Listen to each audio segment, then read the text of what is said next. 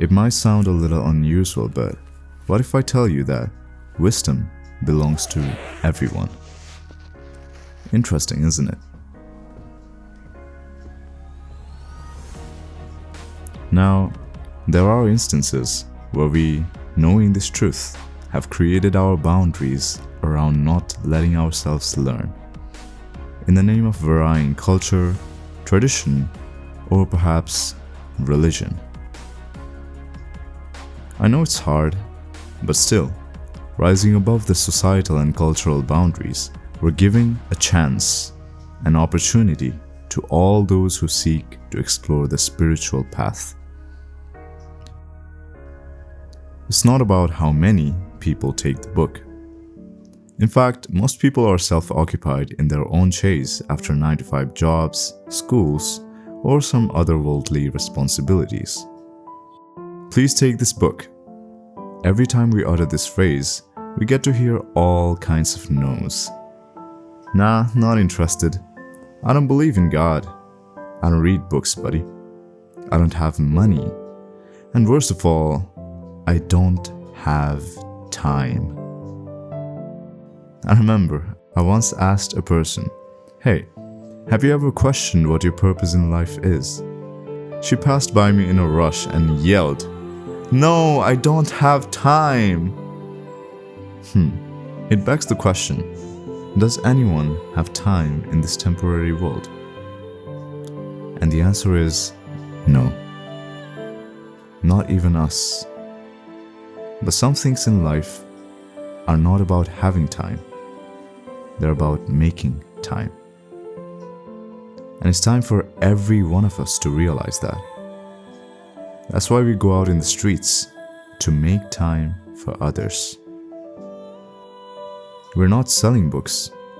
We're delivering Krishna's mercy to the lost souls. And hey, by the way, we're not perfect. We feel tired, we feel doubtful, and we do feel certain emotions that we do not want to feel. But whatever be the case, despite how many no's we get, despite how we feel, we get out of our comfort zones and show up again and again. Carrying the mood and mission of our spiritual grandfather, A.C. Bhaktivedanta Swami Srila Prabhupada, we go out and distribute books.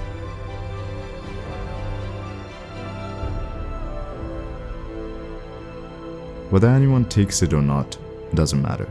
We distribute it out of compassion. Because it's the same compassion and mercy of Srila Prabhupada that changed our lives. Don't take advantage of eating and sleeping. Take advantage of these books. Then your life will be successful. As I've said before, it's not easy. But every time we face some hardship or some backlash, we remember Srila Prabhupada, who sacrificed so much for us, who alone, around the age of 70, went across oceans with no money and external support, but only carrying his faith on the holy name and following his spiritual master's order. He wandered from streets to buildings to wherever he could to give us this transcendental wisdom through his books. And because of that merciful spiritual revolution, it gave birth to ISKCON, International Society for Krishna Consciousness, which has changed millions of lives across the planet and continues to do so. That's what gives us courage to continue to do the right thing. That's why this December and every month to come, we go out and give this opportunity to more people. Because really, you never know whose life is gonna change and when.